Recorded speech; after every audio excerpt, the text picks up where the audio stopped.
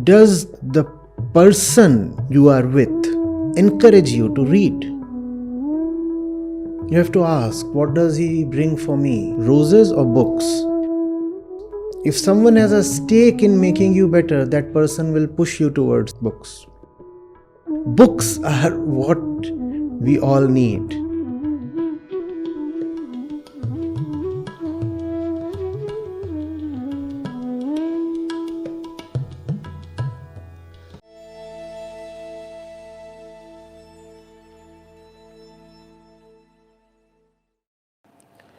Karmi avai, kapara nadri mokh duar.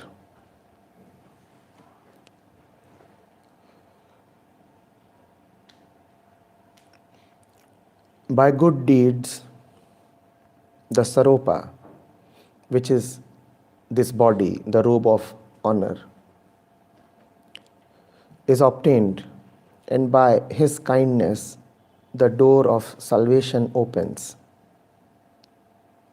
The question is, looks like it's indicating a mechanism of reincarnation and a way to get out of it.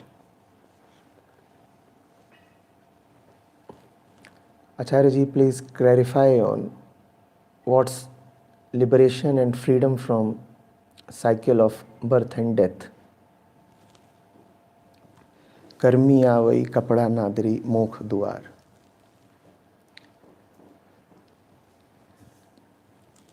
It is by his grace that the human body is obtained. And by his kindness, the door to salvation opens.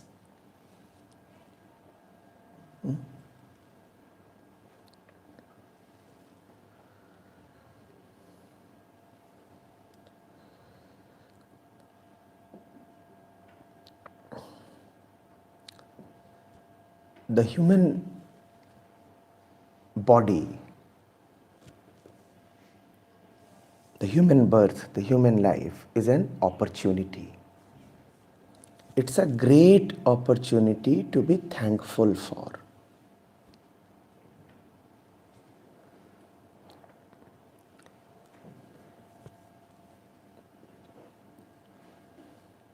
However, it is merely an opportunity.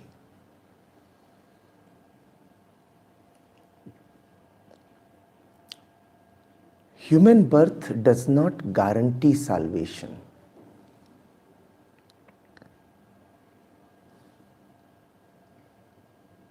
As a human being, you have a definite and a great chance to look at yourself, to detect your patterns, to put a finger on your weaknesses and bondages, and thereby know them, falsify them, fight them, eliminate them.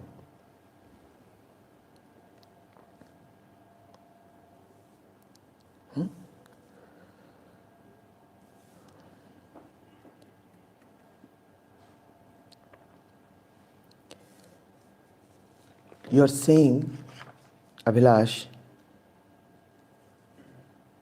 is there a process? What is liberation from cycle of birth and death? The process is honest self-observation.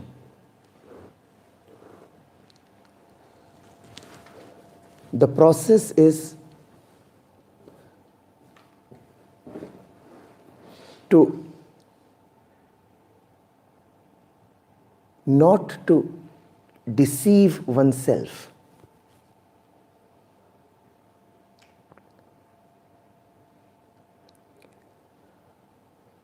A process can obviously help only those who want to take the process to its end.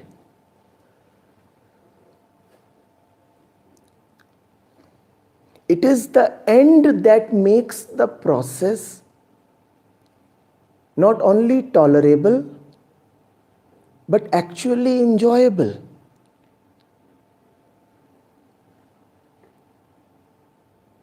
Freedom is our nature.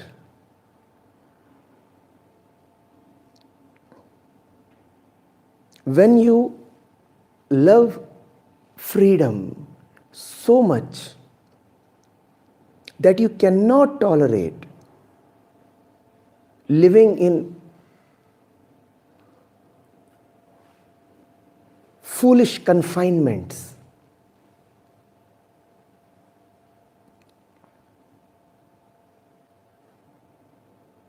then the process has begun.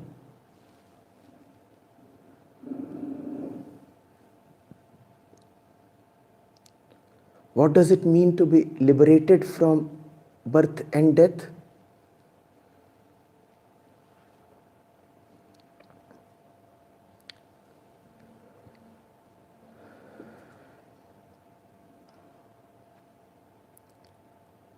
The meaning holds relevance only for a human being.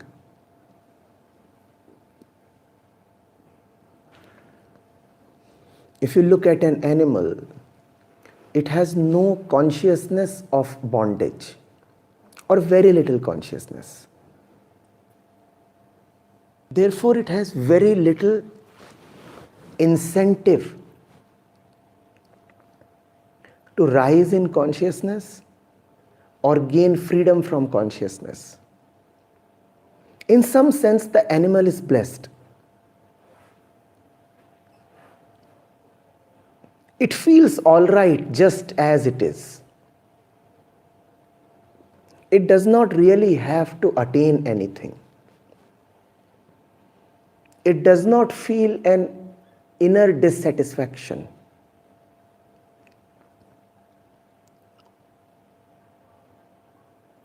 Therefore, you do not find animals ponderous or ruminating.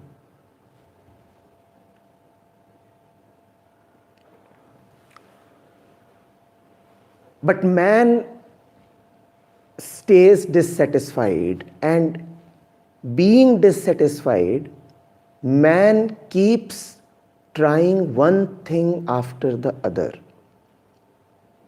This endless sequence of trials and errors is called the sequence of birth and death. So, birth of a new hope, and then the hope got smashed. Death. And then another hope, another journey, and the journey again ends.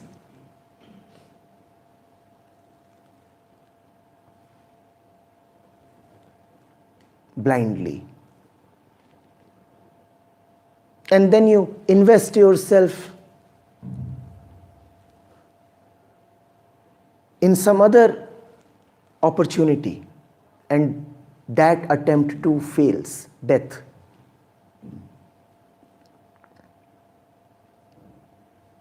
Attempt, failure, attempt, failure, attempt, failure. Freedom from these endless attempts and endless failures is success. And that success is the object of all spiritual process. If there is something that you so keenly want, that you are endlessly trying for it, why don't you actually attain it? That actual attainment, that actual success is spiritual liberation. You are now liberated from trying again and again. Every successive trial is a new birth. Every successive failure is a new death. Why keep trying and failing? Why not try rightly and succeed?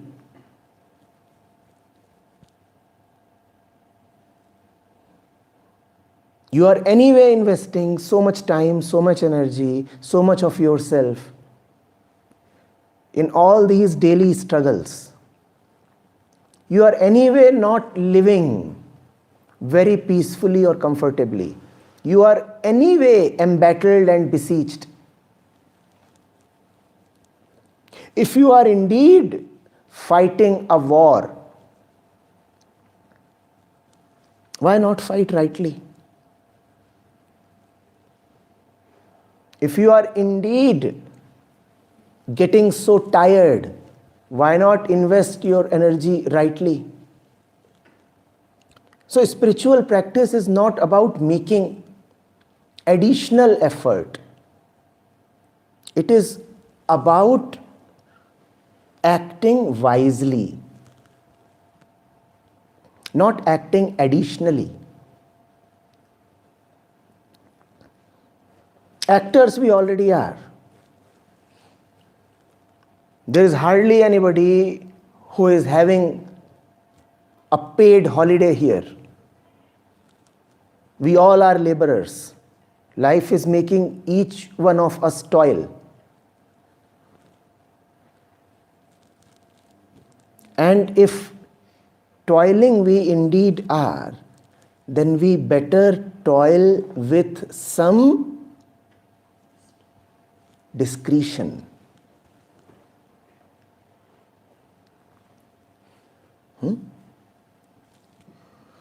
Alok Bhute has quoted, Nanak says the answer is to stay in the will of God. Then what should we say that on hearing it he starts loving us? And then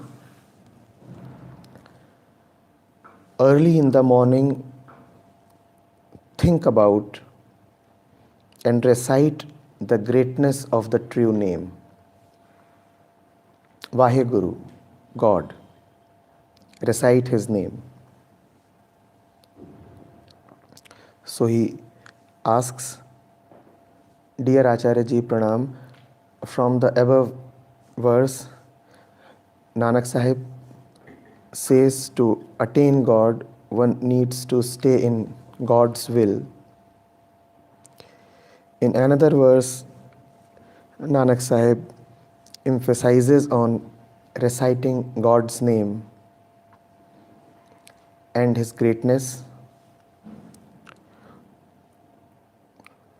What is the importance of recitation? Is reciting one of the ways to stay in God's will?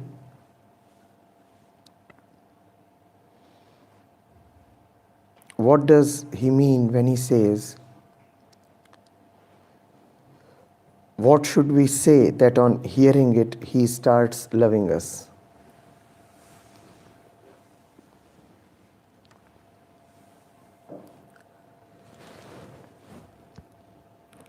Recitation, Alok, here refers to constancy in remembrance. Constancy in remembrance.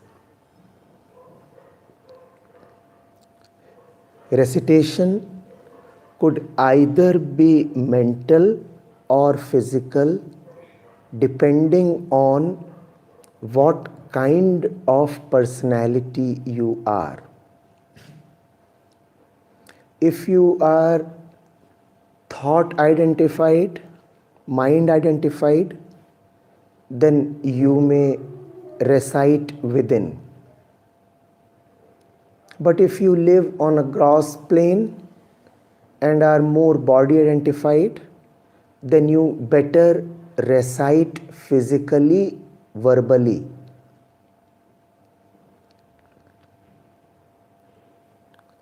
It is important to commit yourself to the act. The commitment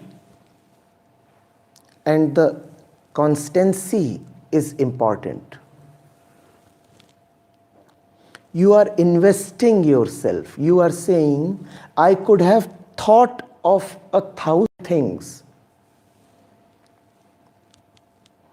but in my thoughts is His name, and therefore I am displaying how much I value Him. You are saying, I could have uttered 1,000 things. There are 1,000 words and 1,000 topics keen to be spoken of. But of all these, I chose the name of God. And that is a proof of my commitment towards Him. This throat, this tongue, these lips, they could have been used in the service of anybody. But here, look, I am committing them to the service of the one truth. And that commitment is what makes Him love you, because that's the next part of your question. You are asking, what do we say that can make Him start loving us? Do not say anything that does not include Him. That's all. Say whatever you want to,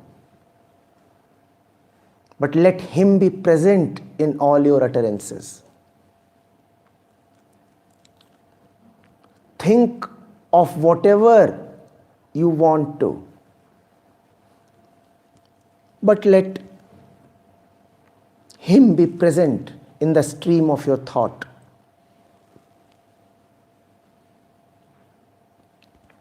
Like scented water.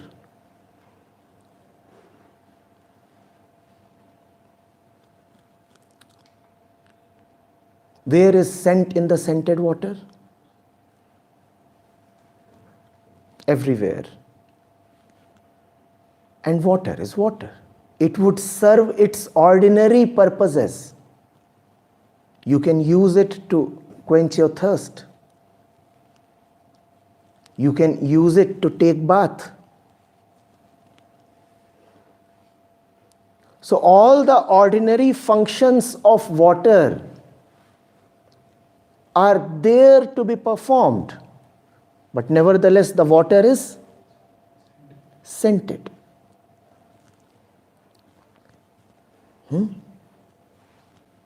Let your thoughts and actions be like scented water.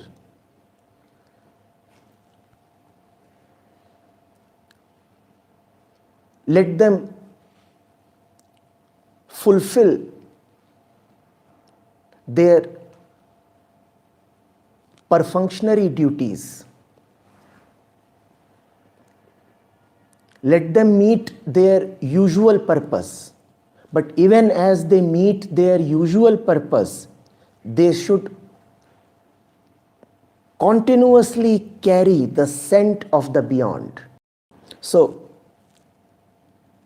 this is just tea.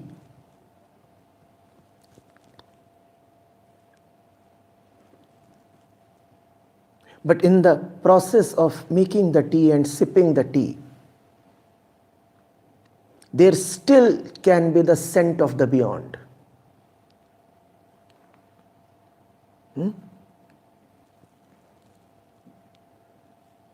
You meet a friend. Obviously, there is going to be conversation. Friends converse. The conversation is there. Like any two usual friends chit-chatting. But can that conversation carry the scent of the beyond? So there is the conversation as usual, and there is the fragrance of heaven. The husband and the wife, they will eat meat and fight. Let them fight. But can the fight have the scent of the beyond?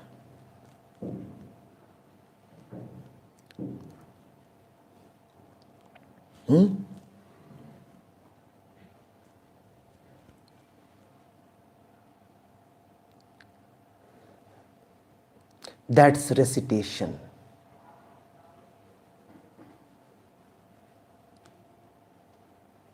That's recitation.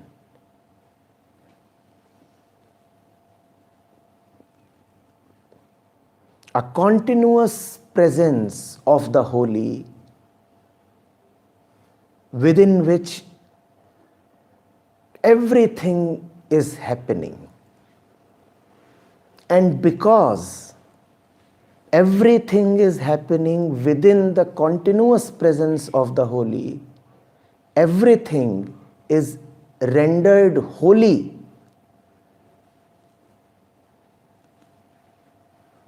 by the presence.